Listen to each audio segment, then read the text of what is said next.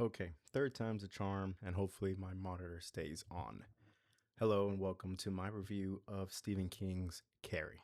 Now, whether this stays as a video type of review or eventually goes into a podcast is yet to be determined. I'm also working on a title for this series since I am reading different series and I'm reviewing books of different series and there's a book by Stephen King that says different seasons, I feel like different series is a good title for this type of review or eventually podcast. And if you are listening to this in a podcast form, thank you. And I guess welcome to the technically first episode. So the way this works is if this is part 1, depending on how big the book is, I will divide it into at least 4 parts. Carrie is a pretty small book, so I'll divide it in two, depending on how many pages I want to go through or I can go through. It's going to be spoiler free up front. And the way I review it is I give 5 categories. Out of those 5 categories, I give it a score out of 10, and then I tally up the score and give it an even number out of 100. So let's get started. Category number 1 is going to be writing style. And I did get this idea off of I think it's called like a tiny book review that I found in Barnes and Noble. I didn't buy it, but I took a picture of it, wrote it down, and this is where these 5 categories are coming from. So for writing style, I gave it a 7 out of 10. Stephen King is one of those writers where, I mean, he is obviously like the best or the most known writer, if not the most known writer, but his writing style is a bit of an acquired taste. And the way he writes this one and the way he writes it, which is actually the first book I actually read from Stephen King. I know it's a big book, but I was intrigued by the challenge. He goes back and forth a lot. Like he goes to the future and then he goes into people's state of mind and he goes like sometimes he'll go in tangents. Not a lot, but he will, and it'll snap back into the main storyline. He does that a lot for it, where he goes into the future and then he'll go into the past. And for Carrie, without going too much into spoilers, he'll go into articles and he'll go into the main story. And since it talks about the events that happen in the book, like the articles or the interjections, it talks about the events that happen in the book, like in the past tense. And sometimes it feels like it just spoils like the ending or the what happens, which I mean, it's Carrie. Like it's if you've seen the movie or everybody knows Carrie, like you know what happens. I was just surprised on how early it was actually revealed. So category number 2 is going to be character or character development. For that, I gave it an 8.5 out of 10. These characters, I wouldn't necessarily call them the most lively characters, but I was surprised on how relatable they were, kind of. I feel like the reason why Stephen King is like the king of horror is because he's able to write human nature almost in like a too real aspect. So because of that and the psychology behind those characters, I gave it an 8.5 out of 10. Next is plot and pacing, and I gave it a 7.5 out of 10. It's kind of the same thing as the writing style, where the writing style played an effect to it, and it is a bit of an acquired taste. But the thing that I kind of found it to be a bit of a con, and it was frustrating while I was reading it, and then afterwards you appreciate it more, is the fact that the end jumps around in different perspectives. And I got like a little frustrated because I just wanted okay, get to the point, Stephen King. Like I get the story rolling. Like I wanted like a steady flow of events, and it would go into perspectives on different people on what happened at the end of the book. And I kind of like it felt like I was almost like impatient, like I wanted to get to the end already. And it was frustrating at the moment, but then at the end you realize where, oh, that's probably like intentional, where you should feel frustrated at the end and you do want to know what's going on. Maybe not, and I'm looking too much into it, but 7.5 out of 10 for the plot and pacing. Also the plot, classic. It's classic at this point.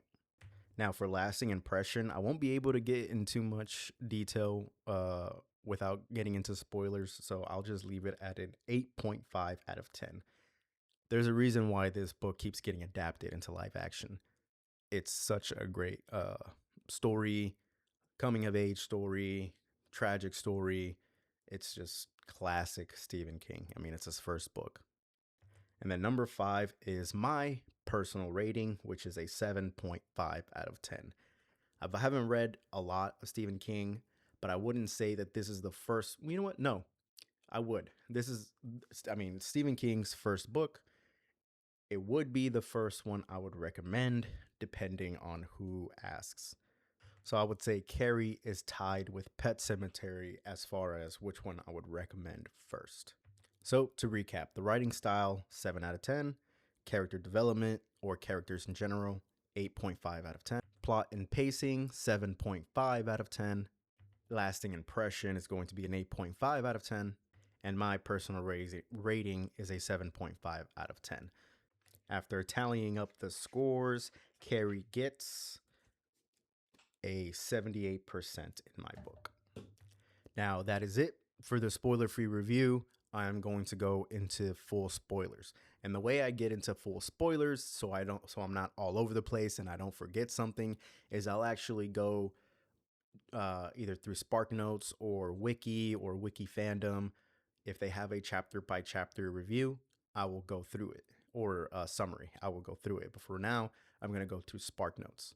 So because Carrie doesn't really have chapters, is gonna Spark Notes divides it by section, which is really I mean I really like Spark Notes. And Carrie is like a 300-page book, so I guess dividing it in half at like 150 is a really good it's a good places to to divide it. So it's a part 1 and part 2 review.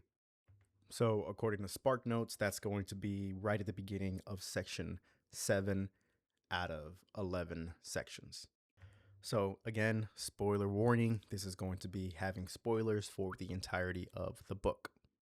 So the way this is going to work is I'm going to read off of the summary guide and just add my thoughts as we go along. So let's begin. Part 1, Bloodsport. News item from the Westover. Weekly Enterprise, August 19, 1966.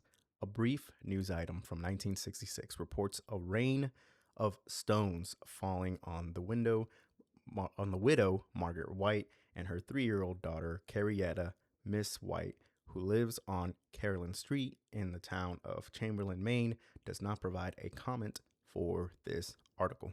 So we know that this is from when the stones fell on Margaret White and Carrie.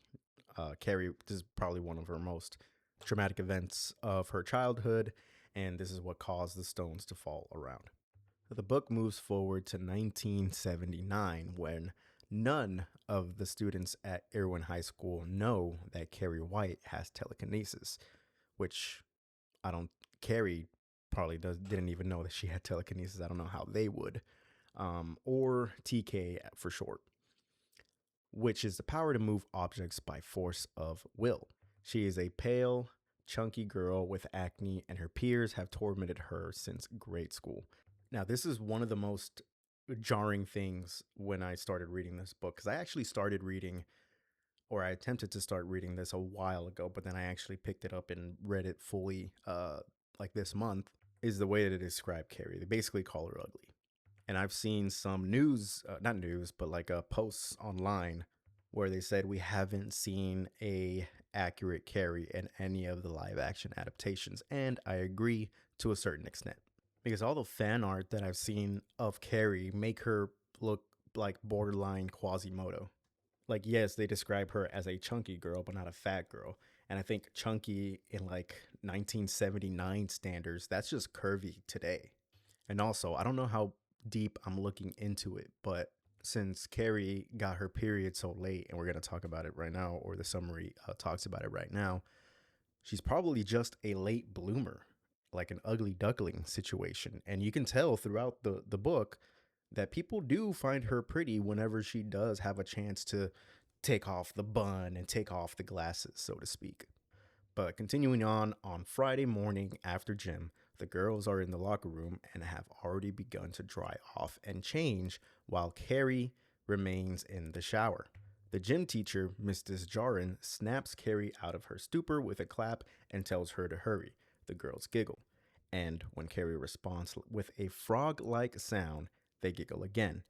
Mrs. Jordan leaves, and as Carrie steps out of the shower, the girls see blood running down her leg.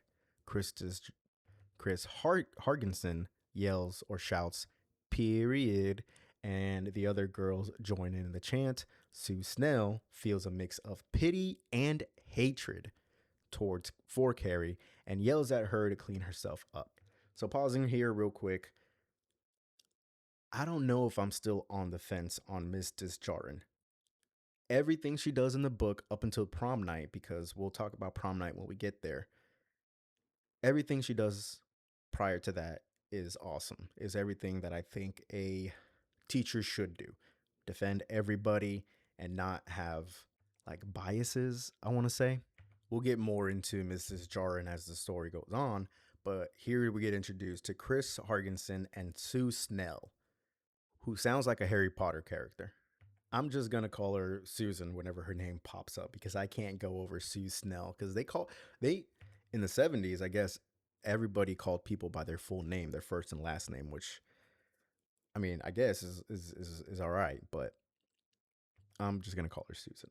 Ruth Gogan yells that Carrie thinks tampons are for lipsticks, and Helen Shires pretends to throw up. Sue calls Carrie a big dumb pudding. Wow, I forgot how shitty Sue was, and tells her that she is bleeding. Carrie looks down and shrieks. Someone throws a tampon at Carrie, and the others begin to pelt her with tampon and sanitary napkins, while they shout at her to plug it up. Carrie backs away, howling and grunting. The girls stop and are silent, watching her. Sue says out loud that she has been wondering to herself that this must be Carrie's first period. Carrie is 16 years old. So all I can do is imagine how traumatizing this would be for a 16-year-old because I'm a guy, I'm a grown man. So I'm not going to talk too much about the experiences of having a period. But this is a really fucked up situation. And peer pressure is a real bitch because we will see that later on throughout the novel, Sue feels bad about this, and it's one of the main driving motivations for her or whatever everything she does in the book. But let's read on. An excerpt from a 1981, so after prom, like years after, maybe 2 years, scholarly article entitled The Shadow Exploded, Documented Facts and Specific Conclusions Derived from the Case of Carrietta White, notes that TK, telekinesis, becomes evident only in moments of extreme personal stress, so it's like adrenaline. A separate expert notes that the exceptionally late onset of and traumatic events surrounding Carrie's menstrual cycle must have triggered her TK. It also notes how remarkable it is that Carrie had no knowledge of the concept of menstruation and quotes Ruth Grogan, who saw Carrie using a tampon to blot her lipsticks the year before the locker room incident. When Ruth asks Carrie what she is doing, Carrie inquired if that is not the proper usage for a tampon. And Ruth, being the little idiot high schooler, like little mean girl that she is, later characterized the incident as kind of cute, which yes, I understand. Let me finish the sentence. Confirmed that it was. From that day forward, Carrie thought that anyone giving her the correct information about what tampons are used for were trying to tease her. So this girl Ruth, right? She sees Carrie using a tampon completely wrong, thinks it's kind of cute, but doesn't correct her. So you know she has a little sprinkling, a little pinch of empathy, but not enough to just let it ride for like 5-10 minutes and then be like, hey, no, that's not what it's for. I mean, teenagers are assholes. I was an asshole when I was a teenager. So it just, I mean, it's a little funny, but it's not funny at the same time. So now we're in the summary section 2. Here's a quote from a book. when the girls were gone to their period 2 class and the bell had been silenced. So I'm assuming this is where it picks up. So Mrs. Jordan enters the locker room as the girls race out to class. In an attempt to calm Carrie down, she slaps Carrie across the face, and part of her enjoys doing so. That's according to the summary. I don't remember. I think she might have. I wouldn't. I wouldn't put it past the book that this is actually in there. So this is before she knows what kind of situation Carrie is in, and I know this is not saying that Mrs. Jordan is actually a bad person, but this goes to show you how annoying students can be. And I've seen those TikTok videos of teachers complaining about their students. Carrie screams that she is bleeding to death and clutches at Mrs. Jordan, leaving a bloody handprint on her teacher's crisp white shorts. So I'm going to pause right here. So I've read the entire book. And after I finished reading the book, I went to see the movie, or I saw the movie on my phone, like the original 80s movie. And the way that she acts, I was like, well, no wonder uh, the girl started ripping on her because she has blood, like she has her blood on her hand. And she goes and she runs and she's like grabbing people with a bloody hand. I understand that she thinks she's bleeding to death, and people react differently if if they believe they're injured. And the only thing I can compare or midnight quarterback or relate to any of this at all is if I were to be cut or if I were to like all of a sudden have an injury in my side, and it's nowhere near the same. A period is nowhere near the same as somebody getting injured. But if me, all of a sudden there's just a bunch of blood in my hands and I'm freaking out, I'm not going to go up to somebody and touch them. This is just the movie. This is not the book. The book, she's just in the shower. In the movie, she has a handful of blood, runs up to people and grabs them. And then they push her away like, what the hell is wrong with you? So those actions are a little bit more justified in the movie. But in the book, everybody's an asshole. Because this is what happened. She like is screaming to Mrs. Jordan, saying, help me, I'm dying." And then she like, I guess, goes to touch her, leaves leaves a, a bloody handprint on her crisp white shorts. Mrs. Jordan, okay, Mrs. Jordan shoves Carrie towards the sanitary napkin dispenser and tells Carrie that she is acting like she's never had a period before. So real quick, this is one of those sayings, or this is just one of those things where they called pads something else, or they called something completely different in the past, like in the 70s, because I was confused for a second because I legit thought this was just a regular napkin dispenser, like to wash your hands. But no, sanitary napkin is just a pad. So she takes her to that, tells her like, "Hey, you act like you've never had a period before." And then as she does so, it becomes clear to Mrs. Jordan, who is a first year teacher, that not only has is this Carrie's first period, but she also doesn't even know what a period is. Ashamed of her actions, Mrs. Jordan shows Carrie how to use a napkin, and then a light bulb pops overhead. This is the awakening of Carrie's telekinesis. So I don't know when it comes to analysis what people analyze about something and what is just my headcanon, because I really like making things make sense. So I'm not going to sit here and pretend that I know about periods. I'm not trying to do that, just to get that out of the way. But in my head, and this is also probably like you can deduce this yourself, is that the reason why Carrie's period was so late is because she has telekinesis, and that telekinesis might have delayed that, or you could see that it's kind of like the trauma that she has with her mother, and maybe that stress affects the body somehow. Moving on to the shadow exploded details. The shadow exploded details Carrie's birth in September of 1963. Her father, Ralph, died in a construction accident. I thought he just straight up left. A little bit A little bit of a disclosure or just clarification. I also listen to the audiobooks when it comes to reading books, just to help me get through it a little bit quicker. So if I'm doing something, I might miss a detail or two. Like this, I didn't know that Carrie's dad had died. I thought he just moved on, like left them. So he died in a construction accident, and then 7 months prior, and the couple's extreme religious practice. Oh, wait a minute. Carrie's birth, her father Ralph died in a construction accident 7 months prior to her birth, and the couple's extreme religious practices prevented Margaret from making friends. On the day of Carrie's birth, neighbors heard screams coming from Margaret's home at 1:30 p.m., but did not call the police until 6 p.m. So I don't know if they didn't call police or they called police and then they showed up late. Who knows?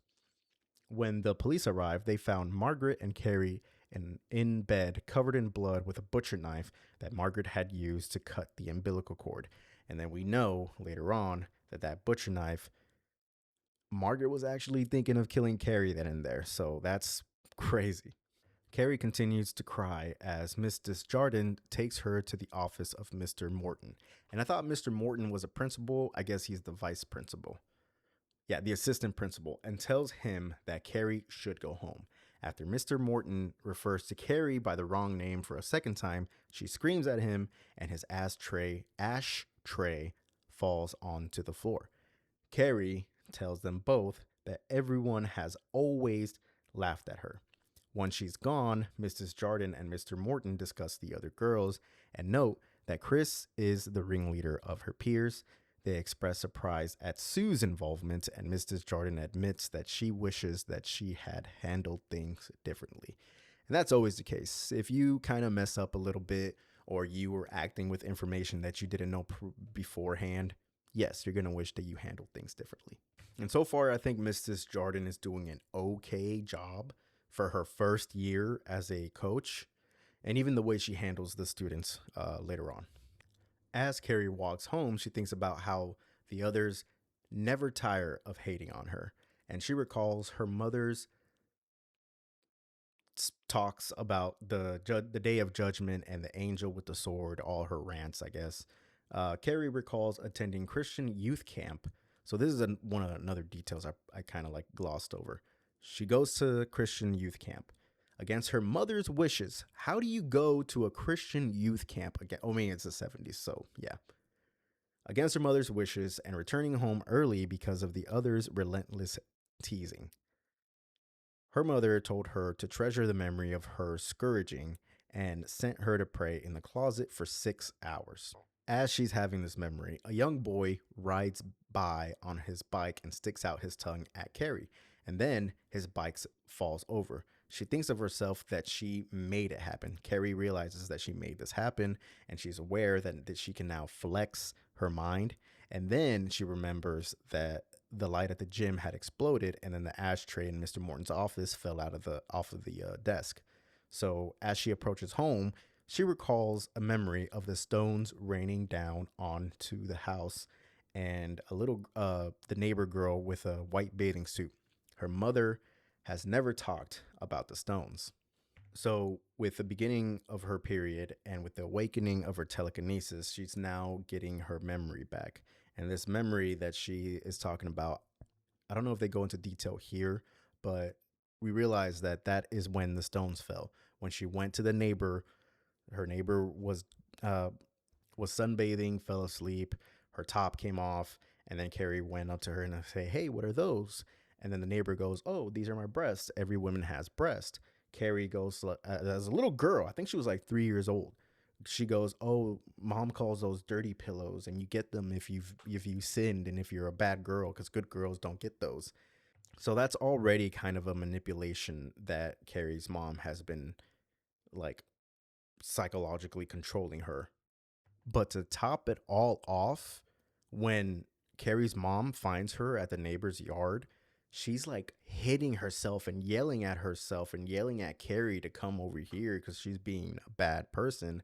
And then when she gets into the house, she's like abusing her. And then that's the abuse was, I guess, so traumatic that it caused her telekinetic powers to activate and have the stones fall onto the house. So it says here a magazine article in 1980. Oh, this is what I was just about. This is what I was ranting about, or what I was describing. Contains an interview with Estelle Horan. Horan.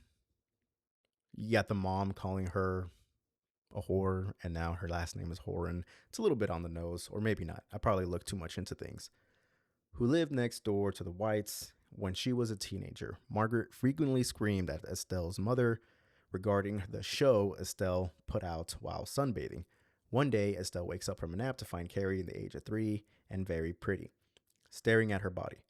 Carrie asks Estelle what those are, referring to Estelle's breasts. Carrie says that she wishes she had them, but her mother told her that good girls don't get them. Her mother has them because she was bad when she made Carrie and refers to her breasts as dirty pillows. Margaret comes out of the house and makes a noise that Estelle compares to a bull alligator. Then Margaret begins to claw at her own flesh, and Carrie runs to her. Margaret is drooling and grinning. She's just acting like actually like crazy. Like, not derogatory, because I know crazy can be derogatory, but derogatory towards Margaret. She's fucking crazy. She's drooling, she's grinning, and then Estelle hears them praying and they go inside. Later that day, stones rain down on their house because of the screams and the abuse. On to section 3. Carrie went into the house and closed the door behind her. Margaret works at a local laundry so the house is empty when Carrie comes home early. The only thing Carrie hears when she enters the house is the ticking of the Black Forest cuckoo clock in the living room. And the first thing she sees is the painting of Jesus that hangs in the hallway.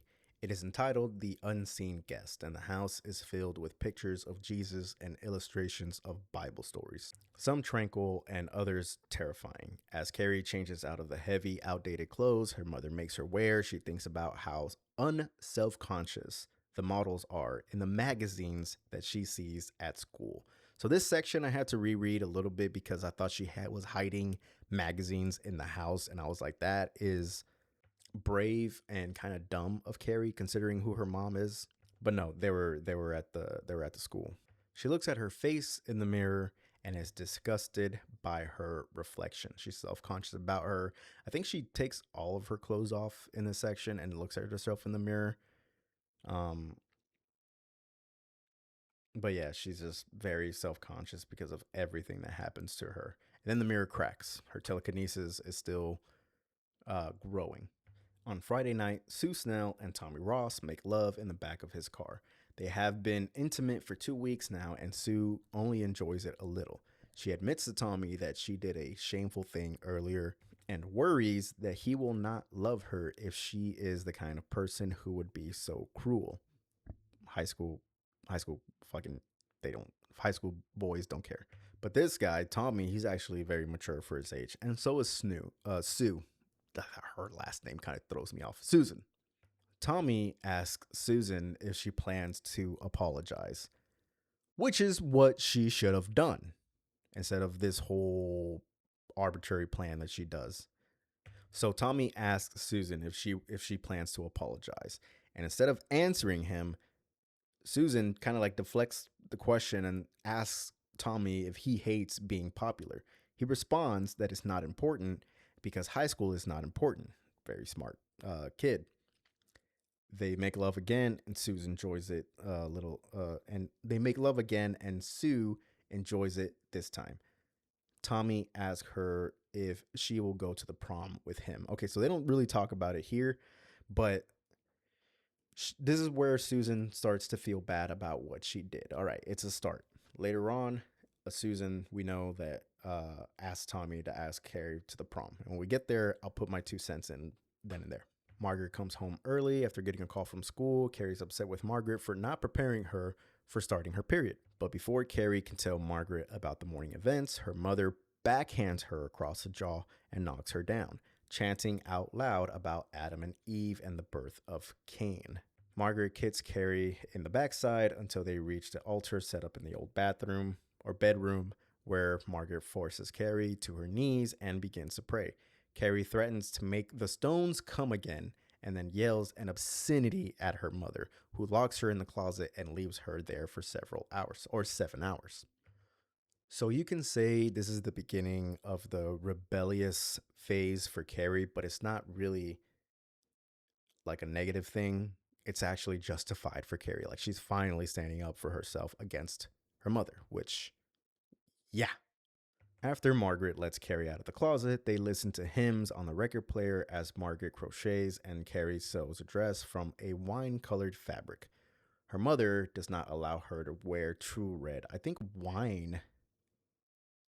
True red. I think wine would be more a risque kind of like, oh, kind of color, but true red, like this, or what are we talking about? And if you're listening to the audiobook, I pointed out the cover of the actual book. Carrie recalls the fear in her mother's eyes when she mentioned the stones and all the other times her mother had sent her to pray in the closet. She flexes her mind to make the sewing machine whir and then goes to bed, kind of like telling her mother, like, hey, I can use these powers. Now, an expert from The Shadow Exploded details Margaret's backgrounds. Her parents, Margaret's parents, Carrie's grandparents, ran a roadhouse not far from Chamberlain, and her father was killed in a shooting accident there when Margaret was nearly 30. 30. Margaret called her mother and new stepfather adulterers, but did not leave their home until she met Ralph White, Carrie's father, sorry. 1 month after Margaret married Ralph, she went to the hospital. And when Margaret's mother tried to find out what was wrong, Margaret raved about an angel with a sword. Her mother suspected that Margaret had had a miscarriage and was surprised later to receive a letter from Margaret claiming that her marriage to Ralph was sinless. So this is kind of like where I don't know what Margaret has as far as mental health wise goes, right? I'm not going to diagnose her. I'm not a doctor or anything like that. But some kind of wire is crossed with Margaret because if she is married, because it says here her marriage to Ralph was sinless. As far as I understand, it is not a sin to have sex with your partner if you're married. So I don't know what Margaret is going on about not wanting to have sex with Ralph. Maybe she sees the miscarriage as punishment. Who knows? But obviously, Margaret has some issues. And that's another part of my like headcanon because later on we find out that Margaret's mother has some kind of telekinetic powers. And then Carrie has some kind of telekinetic powers. But Margaret doesn't.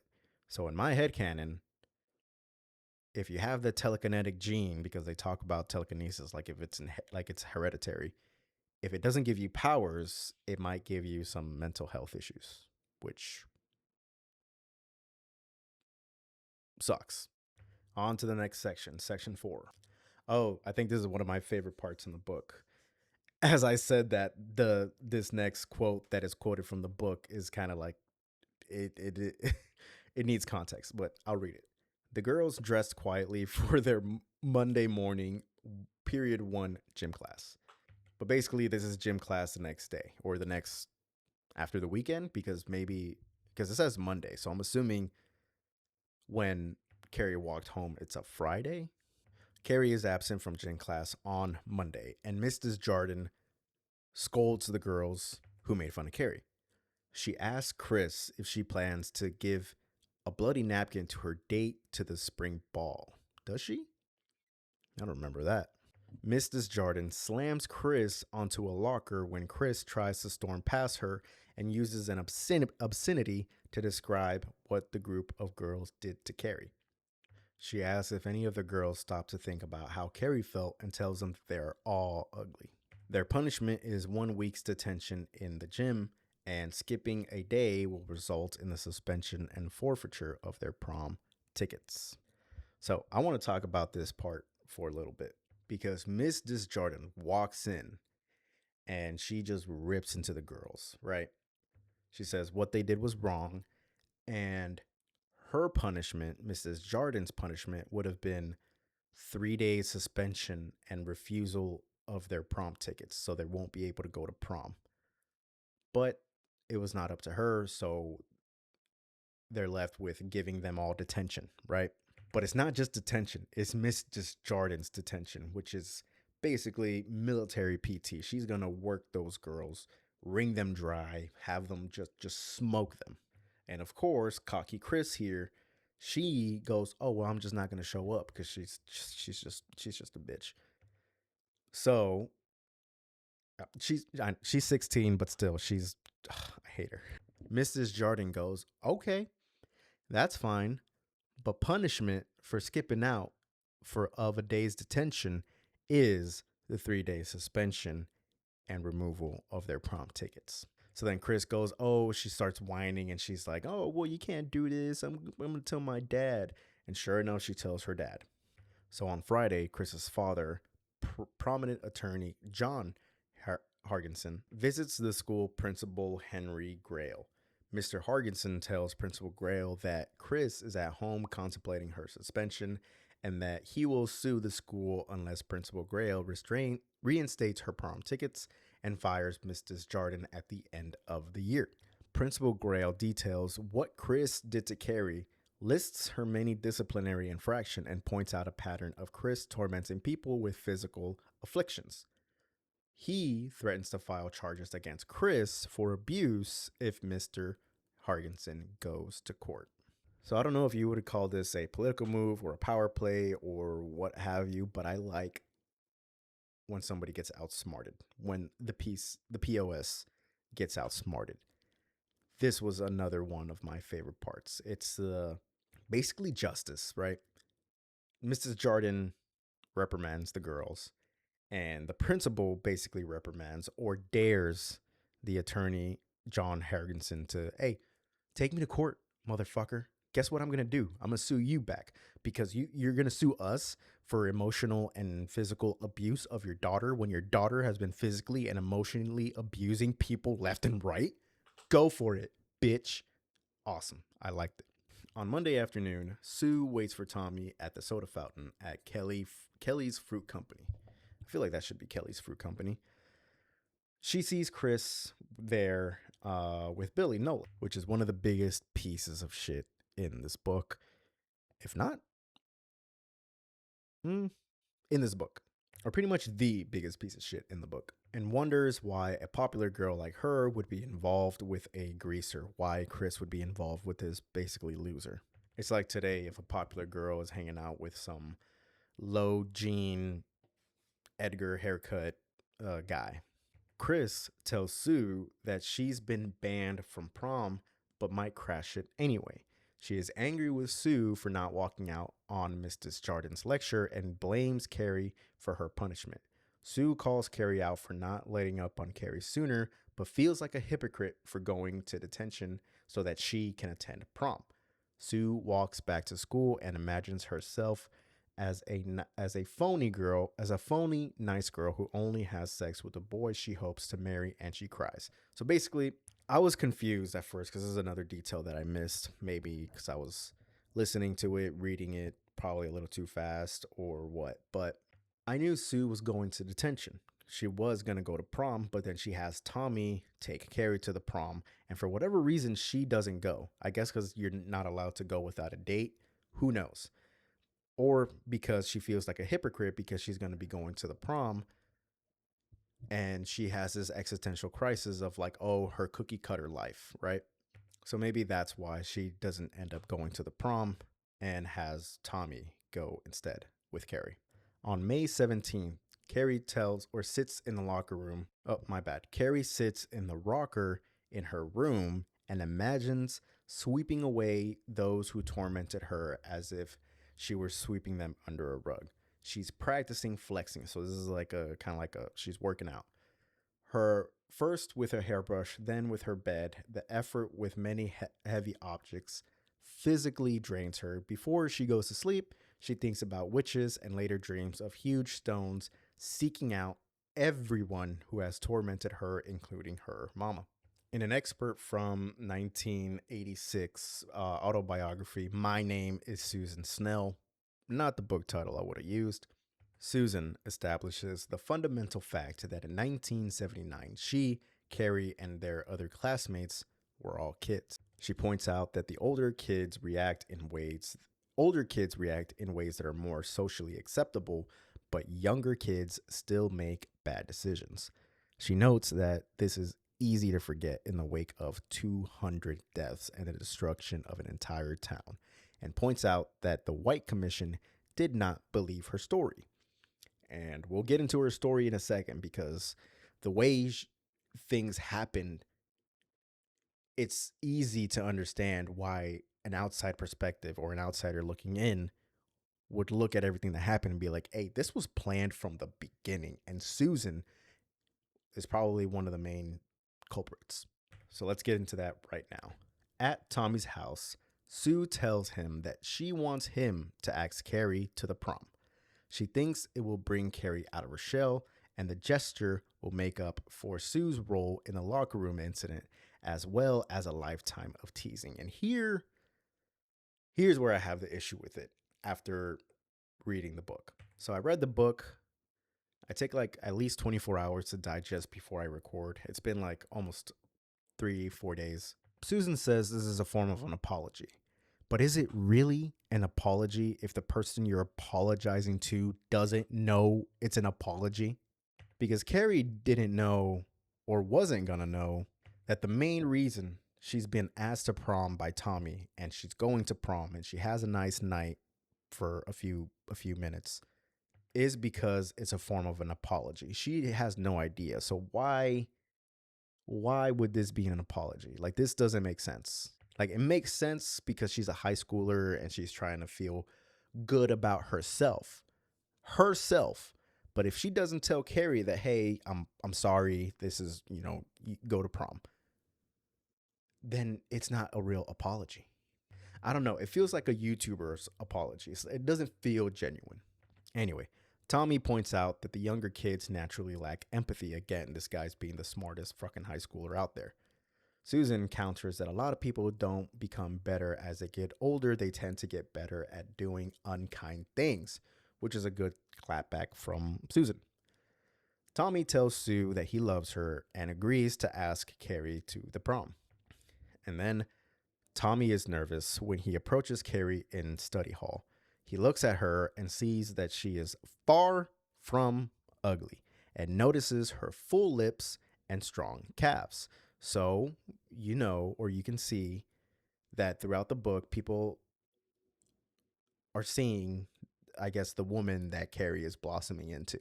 When he asks her to prom, she looks at him and blinks, and he gets a strange feeling that quickly subsides.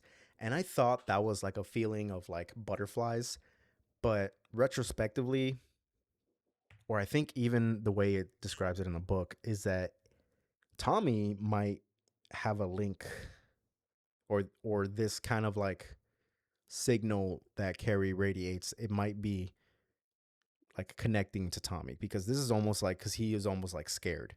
It's almost like a prediction. And he's like, what the fuck is going on? So I know that everything Stephen King writes is kind of like connected, from The Shining to It, everything, right? Or there's like a fan theory going on. I don't know. I haven't looked too much into it since I decided to start reading Stephen King in general. So the two characters that I think might naturally be connected to The Shining, I haven't read The Shining either, but that might be telekinetic or psychic, is Tommy and Susan, kinda, because they're the only other two characters that are relatively smart than everybody else. They like stand out in a way. So after he gets the feeling, Carrie says that she doesn't like to be tricked, and Tommy sees the dignity that she poses, that she's actually, stepping up for herself. She accepts his invitation and even thinks it will be a nightmare. Hang on. Even as she thinks it will be a nightmare. So she's kind of like iffy about it, but she agrees to go anyway because the hope that it is real is stronger than the fear that it's a trick. An expert from The Shadow Exploded. examines Tommy's role in the destruction of Chamberlain. Again, this is one of the things where I'm like, hey, is this spoilers? It feels like it's spoilers.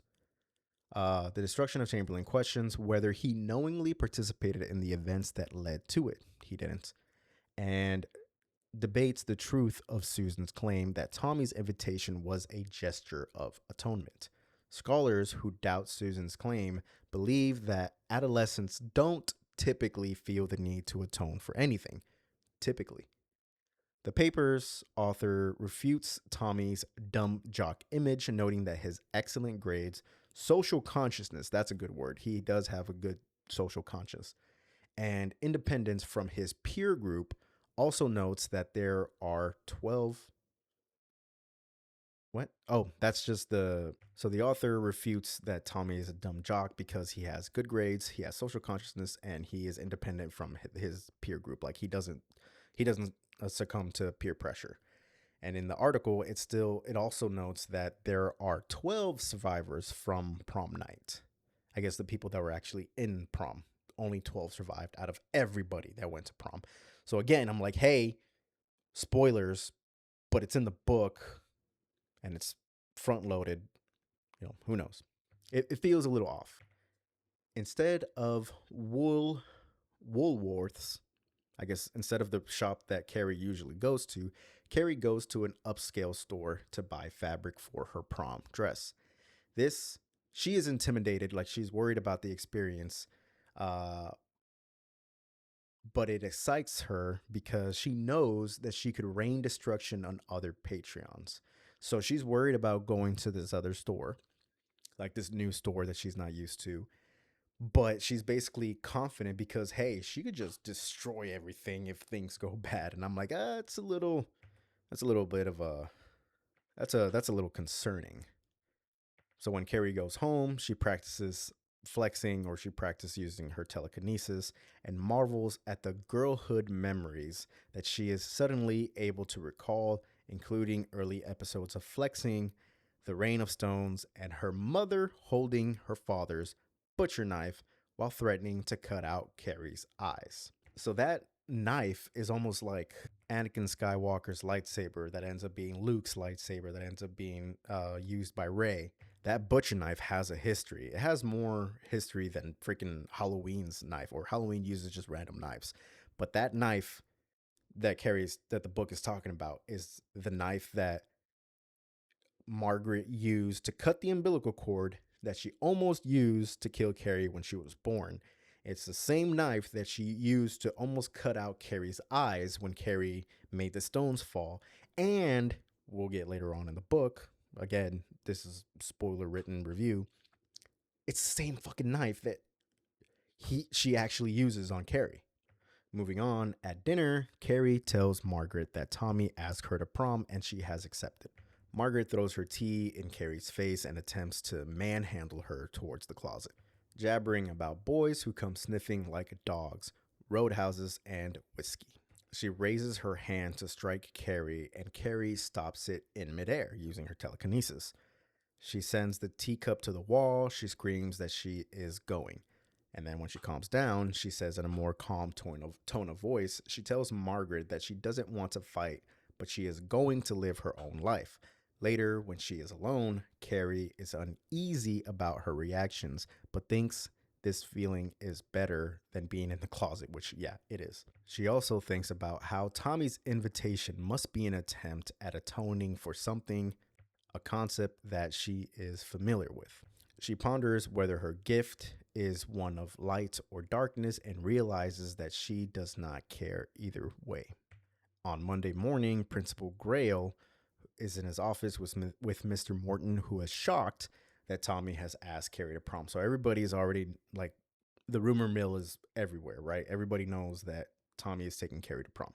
Which, now that I think about it, why is Chris surprised when she looks at the floor plans? But we'll get to that.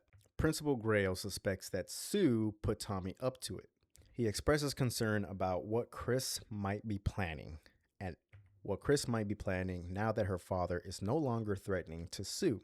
An expert from The Shadow Exploded notes that the bleeding disorder hemophilia is an affliction affecting royal families. The gene for TK is for telekinesis is also recessive. Hemophilia primarily presents in males, while telekinesis presents primarily in females.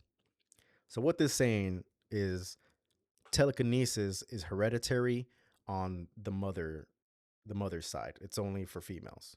If Carrie had been born a male, she would be a carrier of the gene without the telekinesis abilities. But because she is a female or she was born a girl, she has those abilities. They manifested. The paper goes on to compare a female with telekinesis gene to somebody last name Mary capable of mass destruction. So the paper notes that, hey, if somebody has the recessive gene and it is present, they are basically a walking weapon. On Wednesday afternoon, Sue and the other students on the prom's decoration committee work on a mural. Helen asks Susan about Tommy and Carrie, and when Susan confirms that this is her attempt to redeem herself, Helen wonders where that leaves the rest of the group. Susan worries that others think she is stuck up, and Helen confirms dispassionately that Chris and her scuzzy boyfriend Billy, that Chris and Billy, the two douchebags, they now hate Susan. And Susan ponders that she will never again be the golden girl among her groups because she has let them see her true self, which is a good thing, bad thing. I don't know. I'd say it's a good thing. Hey, this is her true self. She's not going to be this cookie cutter, good girl, popular, mean girl anymore, which good on her. In Susan's autobiography, she notes that Billy's friends, Kenny Grayson, Steve, I'm terrible with last names, Steve, Jackie, okay, Billy's friends, Kenny, Steve, and Jackie, were mostly petty criminals of very limited intelligence. She understands why Billy went along with Chris, but is at a loss for words about Chris herself. Okay, she understands why Billy went along with Chris's ideas, but she is confused or she has no idea why Chris had the plan or was doing everything she was doing. Susan concludes that Chris's only motive for allying herself with this criminal band was to move forward with her plan and completely destroy Carrie. She just has it out for Carrie. She just hates her for no reason at all. In another area of the gym, Chris corners Tina Black and convinces her to walk away so that she can sneak a peek into the seating plan for prom. She's outraged to see Tommy and Carrie listed together, and she also finds ballots for prom king and queen and laughs when she sees that Carrie and Tommy are listed there as well. So if I'm not mistaken, she takes a copy of the ballots, right, to make a bunch of copies herself and then votes for Carrie and Tommy, because then the whole plan is not going to work, or you're leaving too much to chance if you just have the buckets of blood and then they fall onto whoever is king and queen. Like, she's out for Carrie specifically, and her plan, she's a dumb high schooler, so of course her plan is gonna be too coincidental, if that makes sense. Tina returns and warns Chris that Norma Watson is heading their way. Chris grins as she strolls out, then goes to call Billy. Billy goes to the farm in his rusted out, pumped up old car. Jackie, Henry, and Steve, and Kenny, and Lou. Whoa, there's more. There's more people. They're all with him. I thought it was just like three dudes. Uh, they're smoking the marijuana that Billy gave them. All the other dudes, they believe that they're going to the farm to get revenge or play a prank to avenge a friend who was shot by Hentley, the guy that owned the farm, with birdshot. I mean, it's birdshot, but he got shot. So it kind of makes sense why these guys are like, "Oh yeah, let's go to the farm. Yeah, yeah, yeah." But this other dude, he was shot after being caught stealing. Billy thinks to himself that this is for Chris, for whom he'd even commit murder.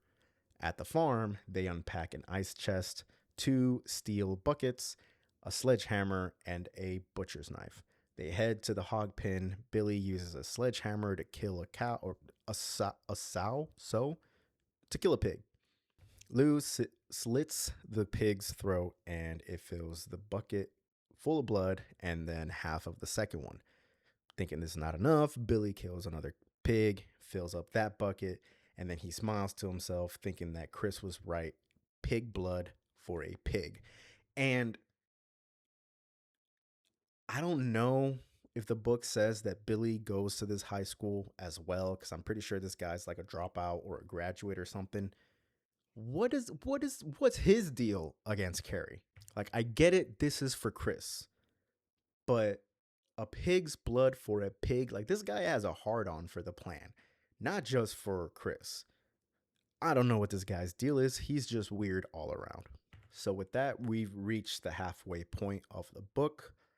I'm going to end it here and I will pick up part two on another time, another day. Hopefully this mic works out. I know it's more crisp and it has like more filters, so maybe I don't need to talk too restrictively because I'm used to my old microphone and I kind of like have to speak at a certain tone, certain frequency, I guess. But I think this mic might be better so I can speak more naturally. But yes, that is it for part 1 of Carrie. Anybody watching, hope you enjoyed. Keep an eye out for part 2 and I will see you in the next one.